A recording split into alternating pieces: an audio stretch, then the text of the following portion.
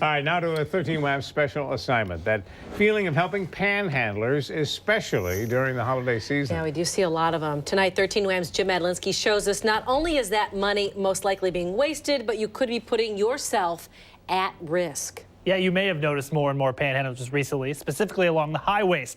So have state police, and it turns out some of those folks aren't even from Rochester. And that's just the beginning. Pick an off-ramp in Rochester.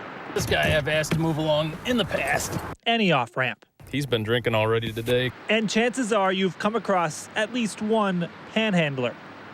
SB 16 Edward Dispatch. Trooper Sean Heisted says it's a constant problem. Each trooper has their own way dealing with them. I usually give them a chance. I'll usually give them a warning. The warning often ignored. Heisted says more often than not, these men are not who they appear to be. I'd say a good 90 to 95% of the people that are out here are not homeless. It's easy to understand why people want to help, especially on cold days like this. But troopers tell us the panhandlers you see on the off-ramps are usually people from out of town just looking for extra cash, addicted to drugs or alcohol, and we even found panhandlers who were wanted by police and armed felons. This man was getting money as we pulled up. He's possibly got cocaine on him. He says that he's addicted to heroin. He's got a bag full of needles. He's got a knife and possibly a homemade shank in his backpack. And he has an active warrant for him. This is absolutely the reason why these people can't be out here and we can't be giving them money. The warrant was for a missed court date. State records show he was released from prison in July after serving a 6-year sentence for robbery.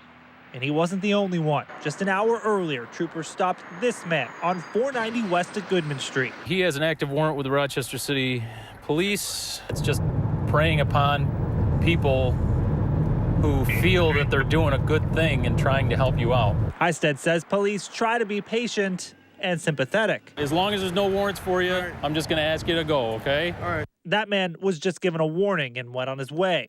Both police and local shelters like the Open Door Mission say panhandling is not about being homeless. The folks that are in shelter that are working to get to the next step are on the off-ramp.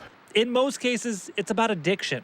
That's why police and the Open Door Mission urge people to leave the windows up and take that money to a local organization that can make a real difference in the lives of those who need it.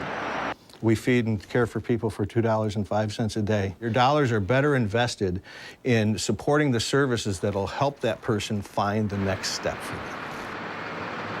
Another concern for state police is that panhandling ties up resources. That's why, while it's illegal, they urge people to only call police to report it if that panhandler is being overly aggressive. All right. Very eye-opening. Thanks, Jim.